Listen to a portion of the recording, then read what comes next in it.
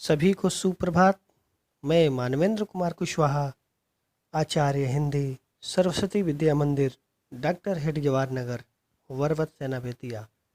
आज हम सभी हिंदी कक्षा में कक्षा अष्टम के भैया बहनों के लिए पाठ 6 स्वामी विवेकानंद के 5वें भाग का अध्ययन करेंगे। स्वामी विवेकानंद ने रामकृष्ण मिशन की स्थापना की थी और इसके बाद उन्होंने देश भर में शाखाएं खोल दी। इस संस्था का एकमात्र उद्देश्य था लोक सेवा करते हुए वेदांत का प्रचार प्रसार करना। ये जो लोगो दिखाई दे रहा है, यह रामकृष्ण मिशन का लोगो है।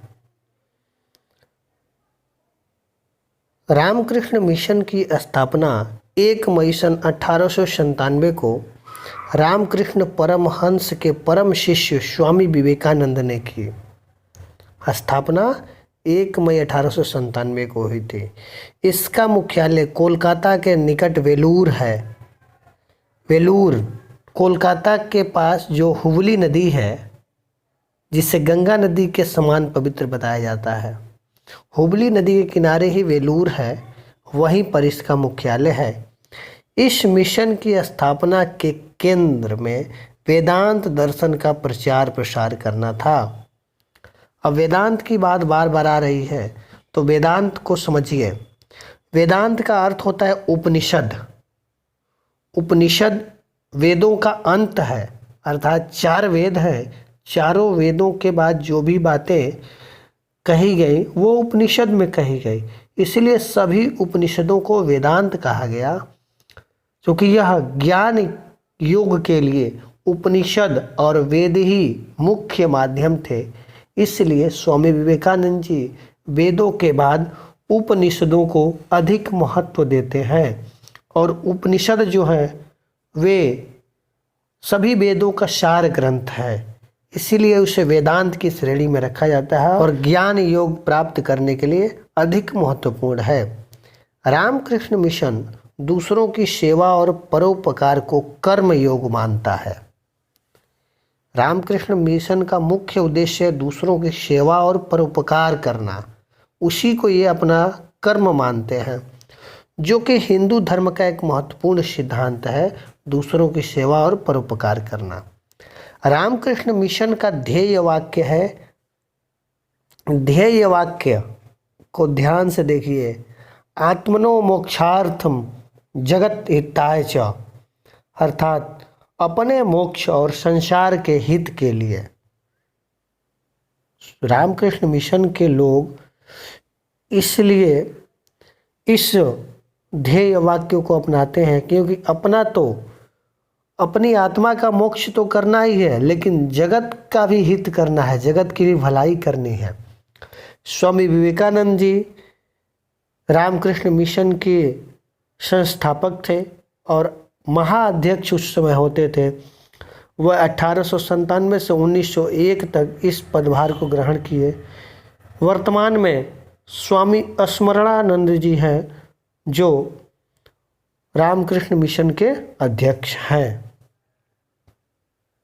1897 ईस्वी में भारत में प्लेग की 1897 में भारत में प्लेग की महामारी फैल गई। 1897 में भी एक भारत में बीमारी आई थी जिसका नाम था प्लेग। उससे भी बड़े लोग मरे थे, और आज भारत में ऐसी स्थिति आई है कि कोरोना बीमारी आ गई है। कहीं कोरोना कहा जा रहा है, कहीं कोरोना कहा जा रहा है। यह बीमारी हम सभी जानते हैं कि चीन के वुहान शहर से आया हुआ है, लेकिन ऐसा नहीं है कि यह एक लाइलाज बीमारी है। अब तक जितनी भी बीमारियां हुई हैं आप सभी देखे हैं, और भारत में ऐसी कोई समस्या नहीं है, चाहे विश्व में ऐसी कोई समस्या नहीं है जिसका समाधान नहीं है। समय आने पर सब कुछ ठीक हो जाएगा। उस समय प्लेग बीमारी में दीन दुखियों की सहायता करते हुए स्वामी जी ने खूब दीन दुखियों की सहायता की। स्वयं स्वामी जी ने दीन दुखियों की सेवा का बीड़ा उठाया। उन्होंने ढाका कहाँ है? बांग्लादेश की राजधानी है। कोलकाता पश्चिम बंगाल की राजधानी, और मद्रास जो अब तमिलनाडु में है, जगह जगह उन्होंने सेवा आश्रम खोले। और सेवा आश्रम कैसे? सेवा आश्रम जो खोला गया, सेवा आश्रम जो खोला गया वह रामकृष्ण मिशन के द्वारा खोला गया। अत्यधिक परिश्रम करने के कारण स्वामी जी का स्वास्थ्य बिगड़ने लगा।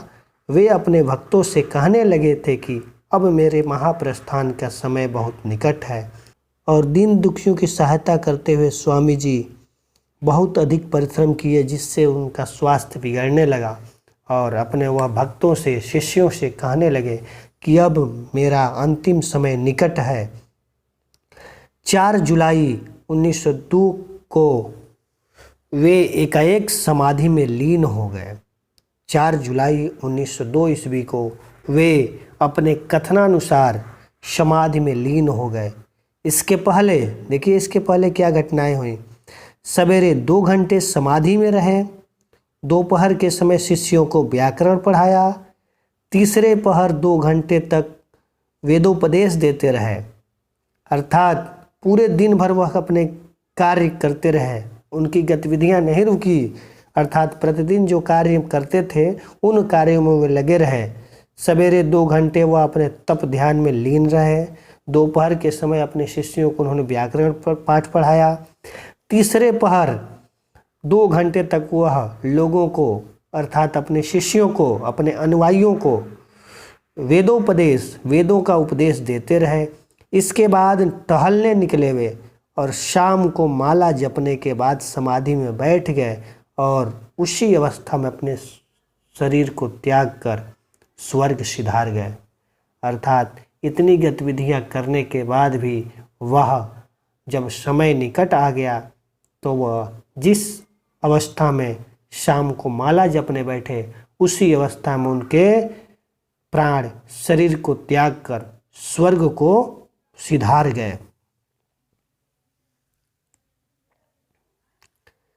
कन्याकुमारी में समुद्र के मध्य बना विवेकानंद स्मारक उनकी स्मृति को संजोए हुए है। अब कन्याकुमारी में समुद्र के मध्य बना है विवेकानंद स्मारक, बहुत ही सुंदर है, और यह स्वामी विवेकानंद की स्मृति को संजोए हुए है। विवेकानंद की जितनी भी स्मृतियां हैं वह सभी को एक जगह एकत्रित करके रखे हुए हैं, जिसके द्वारा लोगों में ऐसी उत्सुकता होती है कि स्वामी विवेकानंद जी कैसे थे, उनमें जानने की इच्छा होती है। वह अपनी जिज्ञासा को आकर वहाँ शांत करते हैं। वे ज्ञान की ऐसी मशाल प्रज्वलित कर गए हैं, वे ज्ञान की ऐसी मशाल प्रज्वलित कर गए हैं जो संसार को सदैव आलोकित करती रहेगी। अर्थात ज्ञान की ऐसी गंगा वो बहा दिए हैं, ऐसा प्रकाश दे दिए हैं जो संसार को, जो विश्व को सदैव अपने ज्ञान के प्रकाश से प्रकाशित करती रहेगी। ऐसे धन्य थे हमारे स्वामी विवेकानंद जी, जिनके बारे में आज कई देश उनके फॉलोअर बने हुए हैं, कई देश उनकी बातों पर चलते हैं। आज की वीडियो में इतना ही। प्रश्नोत्तर का भाग हम अगली वीडियो में देखेंगे। धन्यवाद।